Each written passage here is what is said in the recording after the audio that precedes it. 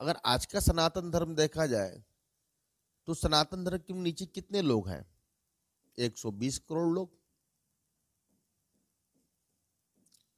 लेकिन भगवान श्री कृष्ण कहते हैं कि पूरा ब्रह्मांड को मैंने रचना किया। तो सनातन धर्म के मानने वाले 120 करोड़ ही क्यों? पूरा ब्रह्मांड क्यों नहीं मान रहा है? भगवान श्री कृष्ण अगर सत्य है तो सत्य को सबको स्वीकार करना चाहिए, तो पूरा विश्व को मानना चाहिए। मानने वाले की संख्या 120 करोड़ सनातन है, उसमें भी मान के चलिए 10-20 करोड़ लोग मानने वाले हैं। तो पूरा ये वर्ल्ड श्री कृष्ण को मानता क्यों नहीं है? इसके पीछे कारण क्या है? तो आपको थोड़ा सा विचार करना होगा। भगवान श्री कृष्ण के बताए हुए जो वचन है उसको बदला कौन? भगवान श्री कृष्ण कहते हैं चतुर्वर्णयम मया सृष्टम गुण कर्म विभाग स। मैंने जब सृष्टि की रचना कर रहे हैं तो 4 वर्ण बना रहे हैं और उनके गुण और कर्म के अनुसार उनका जन्म दे रहे हैं, ब्राह्मण क्षत्रिय वैश्य शूद्र में। फिर आगे बोलते हैं जो आपका 41वां श्लोक है अध्याय 18 का, ब्राह्मण क्षत्रिय विषाम शूद्राम च परंतप कर्माणि प्रविभक्तानि स्वभाव परवै गुणैहि।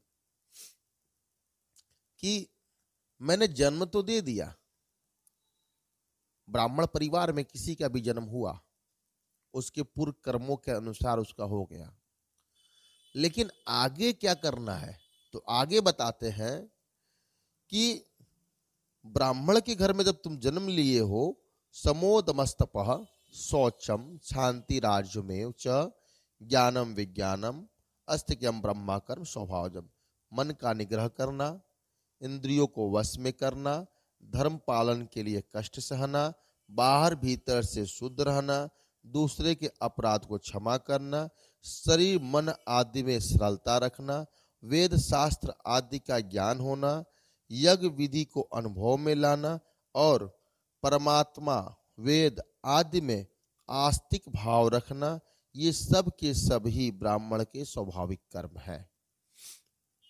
तो मैंने जन्म दिया तो ये स्वाभाविक कर्म तो उसके अंदर होना चाहिए। अगर ये कर्म को नहीं लेके चल रहा है तब क्या होगा? जब ब्राह्मण का कर्म निर्धारित कर दिए भगवान, ये स्वाभाविक गुण है ब्राह्मण का, तब जन्म के बाद वर्ण का निर्भर होता है, बढ़ जाता है, वर्ण बढ़ता है। पहले आपने क्या देखा? पहले जन्म देखा। अब मान लो मैं ब्राह्मण का कार्य कर रहा हूं, जो जो भगवान श्री कृष्ण बताए हैं वो सारे गुण मेरे अंदर है। मेरा जो पुत्र जन्म ले रहा है वो पूर्व कर्मों के अनुसार जो लक्षण था, जो उसका कर्म का फल था, उस विधि विधान के अनुसार वो मेरे वहां जन्म लिया, ब्राह्मण परिवार में जन्म लिया। लेकिन जन्म ले जाने से ब्राह्मण नहीं हो जाएगा। अब आगे की बातें भगवान श्री कृष्ण बता रहे हैं, समोदमस्तपः शौचम शांति राज्यमेव च। अपने पहले मन इंद्रियों का वश में करो, धर्म पालन के लिए कष्ट सहो, बाहर से और भीतर से शुद्ध रहो, दूसरे के अपराध को क्षमा करो, शरीर मन आदि में सरलता रखो, यज्ञ विधि का अनुभव करो, परमात्मा वेद आदि में अपने आस्था रखो। ये सब रखोगे तब तुम ब्राह्मण बने रहोगे, और नहीं तो फिर तुम्हारा क्षत्रिय वाला स्वभाव आएगा तो क्षत्रिय में चले जाओगे, वैश्य वाला स्वभाव आएगा तो वैश्य में चले जाओगे, शूद्र वाला स्वभाव आएगा तो शूद्र में चले जाओगे। मेरे ब्राह्मण होने से मेरा बेटा ब्राह्मण हो, यह कोई आपका संभव नहीं है। अगर ये ऐसे चलता कि ब्राह्मण का लड़का ब्राह्मण पैदा हो तो भगवान श्री कृष्ण को ये सभी गुण बताने की आवश्यकता नहीं पड़ती कि ब्राह्मण का ये गुण है, क्षत्रिय का ये गुण है, वैश्य का ये गुण है, शूद्र का यह गुण है। बताने का अर्थ यह है कि अगर आपके पिताजी ब्राह्मण का गुण लेकर के जीवन यापन कर रहे हैं और जन्म आपने लिया, तो आपको भी वही गुण स्वभाव अपनाना पड़ेगा।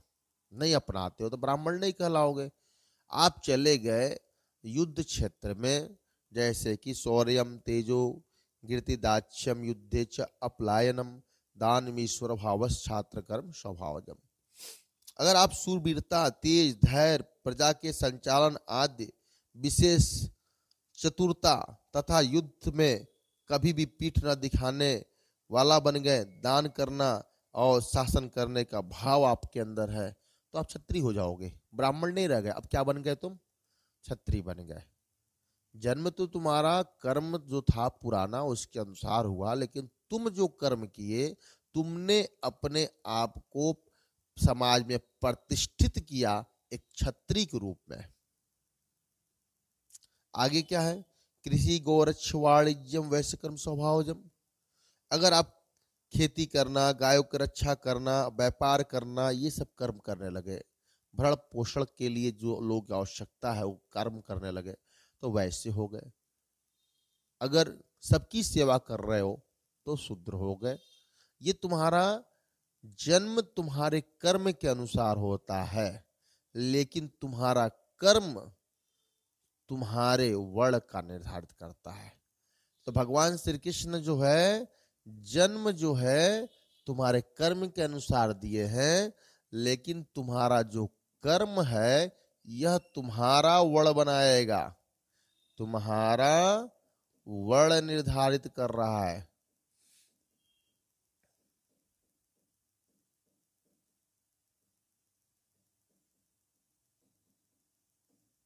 अब यहीं से ब्राह्मणों को द्वारा बहुत बड़ा एक तरह से भूल हुआ। जो सनातन धर्म का मूल जो नियम है उसी को बदल दिए। अब ये कह दिए जन्म ही सब है, कर्म से कुछ लेना देना नहीं है। अगर मेरा बेटा ब्राह्मण परिवार में जन्म ले लिया तो ब्राह्मण ही कहलाएगा, भले ही उसका कर्म स्वभाव राक्षस का हो तो भी। यहीं से सबसे बड़ी समस्या है। आज के समय में क्या देख रहे हो, क्या आपके समाज में दृश्य है? कोई ब्राह्मण जा रहा है, मांस खरीद रहा है, दारू पी रहा है, खा रहा है, और फिर आप बोलते हो पंडित जी पांव लागू। तो कैसे आप उसको पंडित ब्राह्मण के नाम से बुला रहे हो? तो ये तो आपको सोचना है, क्योंकि आप वो शास्त्र का अध्ययन नहीं किए। ब्राह्मण लोग अध्ययन करते थे। ऐसा है कि हम अध्ययन भी अब उस पर भी रोक लगा दिए। तो मेन चीज क्या है कि जब मूल प्रति को जब बदलोगे तो 100% उसका कुप्रभाव जो है झेलना पड़ेगा। तो कुप्रभाव क्या हुआ कि लोगों को लगा कि भाई ये देखो, ये बेचारा शूद्र परिवार में जन्म लिया, नाली साफ कर रहा है। अब इसका लड़का जो है इस स्वभाव का नहीं है कि नाली साफ करे, और इस गंदगी में जीवन जीने के लायक वो विचारधारा वाला नहीं है, वो कुछ अलग करना चाह रहा है, तो आप उसको प्रताड़ित करने लगे। नहीं, तुम उस परिवार में जन्म लिए तो वही कर्म करो। तो फिर भगवान का बनाने के गुण का क्या अर्थ हुआ?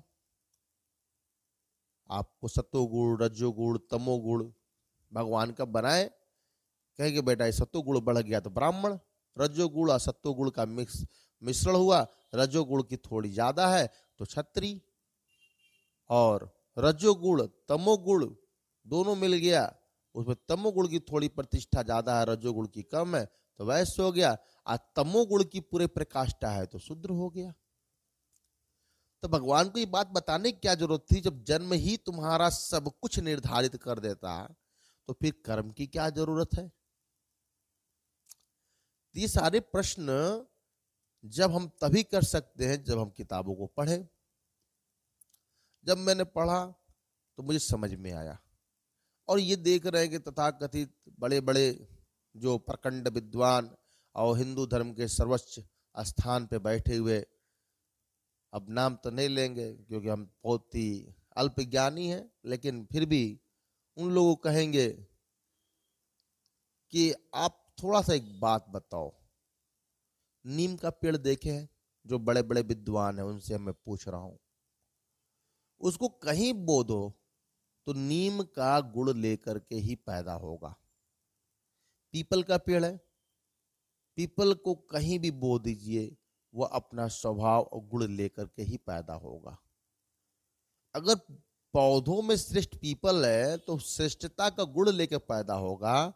अगर तुम जन्म को आधार बनाते हो तो तुम्हें भी तो वो श्रेष्ठ गुण लेकर के पैदा होना चाहिए। तो भगवान को भोग योनि, कर्म योनि बनाने की आवश्यकता क्यों पड़ गई?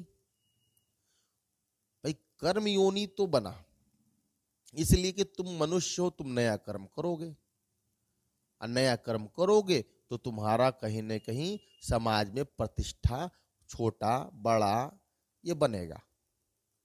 कोई श्रेष्ठ कर्म करेगा तो उसको किसी विशेष नाम से जाना जाएगा, उस विशेष नाम को ब्राह्मण कहा गया। और थोड़ा उससे लोअर में आ जाएगा तो क्षत्रिय हो गया, और थोड़ा आ जाए नीचे से वैश्य हो गया, और सबसे जो कर्म है शूद्र आ गया। तो समाज में एक दृष्टिकोण बनता है। वो दृष्टिकोण कैसे बनता है? हमारे कर्मों के अनुसार। अब तुम कर्म को ही तुम कह रहे हो सेकेंडरी है और जन्म प्राइमरी है।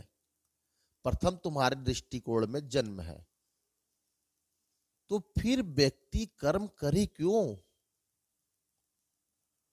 तब तो उन सभी ब्राह्मण जो ऊंचे शिष्ट में बैठे हुए हैं, पीपल के पेड़ जो गुण और स्वभाव लेकर के जन्म लेता है, तो उन सभी ब्राह्मणों से मैं कहूंगा जो जन्म को आधार मानते हैं, ब्राह्मण का गुण और स्वभाव लेकर के पैदा होना चाहिए।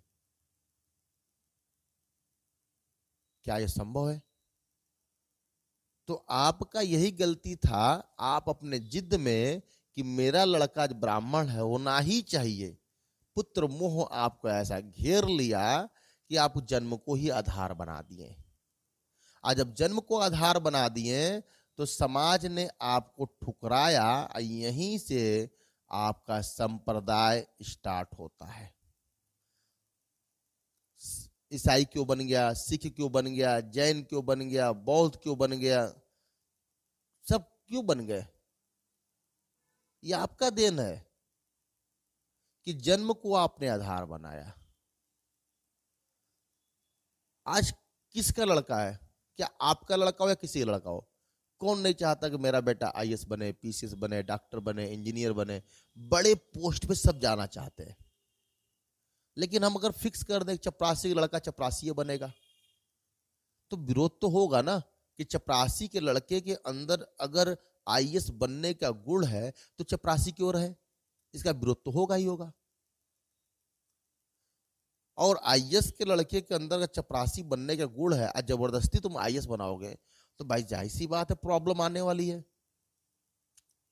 तो आप जरा सोच के देखो, प्रैक्टिकली सोच के देखो, तो भी आपको समझ में आ जाएगा कि सारा विवाद के कारण क्या है। आपने जन्म को आधार बनाया, यही सबसे बड़ा दुनिया में संप्रदाय बनने का कारण है। और सभी संप्रदाय जन्म को ही आधार बना दिए। मुसलमान में जन्म ले लिए, जन्म से ही मुसलमान हो जा रहे हैं।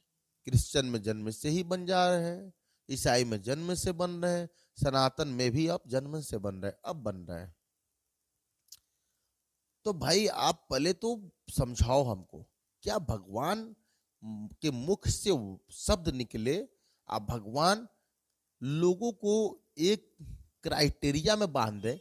क्या यह संभव है? क्या भगवान कभी किसी को बंधन में बांध नहीं सकते? भगवान बंधन से मुक्ति देते हैं, कर्म करने की आजादी देते हैं, और श्रेष्ठ बनने की आजादी देते हैं। भगवान की नजर में कोई भेद ही नहीं है। भेद तो आपके नजरों में है कि आप जन्म को आधार बना करके नीच कर्म वाले को भी आप ब्राह्मण क्षत्रिय बनाने के चक्कर में पड़ गए।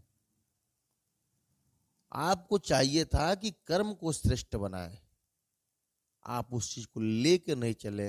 यही कारण है कि भारत के जो सनातन जो धर्म है, सिकुड़ते सिकुड़ते 120 करोड़ में से भी 20-30 करोड़ लोग जो है मानने वाले रह गए हैं। अगर यही आपका स्वभाव और जिद रहेगा तो सनातन धर्म के विनाश का कारण आप ही होंगे। कहेंगे मिटाने वाली की हस्तियां मिट गई। अरे भैया, हस्ती मिट गई या नहीं मिटी उसकी बात की मत बात करो। आपकी भी हस्ती कश्मीर से मिट गई, आपकी हस्ती पूरी पृथ्वी से मिटते गई, अब थोड़े से एरिया में सिकुड़ गए हैं। हस्ती की बात ना करो। अधर्म आपके ऊपर हावी है, आप स्वयं अधर्म का पक्ष ले रहे हैं, तो धर्म की क्या आप आशा करेंगे? रावण भी ब्राह्मण पिता का लड़का था, लेकिन क्या रावण को उस समय में ब्राह्मण कहा गया? राक्षस के नाम पे हर साल हम लोग जलाते हैं। तब तो आप कहोगे कि पुतला जला रहे हैं आप लोग और कोई राम बन करके रावण को मार रहा है, तो ब्रह्म हत्या लग गया। तो हर साल बेचारे को ब्रह्म हत्या का पाप झेलना पड़ता। और मृत शरीर अगर ब्राह्मण है तो आत्मा क्या है? प्रश्न को ध्यान सुनिए, मृत शरीर कहीं ब्राह्मण होता है क्या? मेरा प्रश्न बहुत गंभीर है।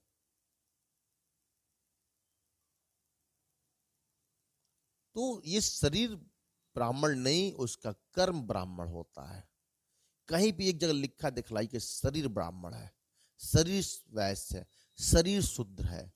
ना ये शरीर ब्राह्मण है, ना ये वैश्य है, ना शूद्र है। इसके अंदर बैठा हुआ स्वभाव है, कर्म है। कर्म ही ब्राह्मण, कर्म ही वैश्य, कर्म ही आपका क्षत्रिय, कर्म ही शूद्र है। तो आपने जो बांटा ना, इसी के आगे क्या जन्म के आधार पर अनेकों संप्रदाय विश्व में देखने को मिले, सनातन धर्म के बाद आते हैं। इसका मतलब आप चाहे अरब का इतिहास उठा के देख लीजिए, आपका इस्लाम का जो शुरुआत होता है वहां से देखिए कि जो मूर्तियों को किस तरह तोड़ा गया है, सब जगह उठा के देखिए। इसके पीछे कहीं ना कहीं आप ही कारण हैं।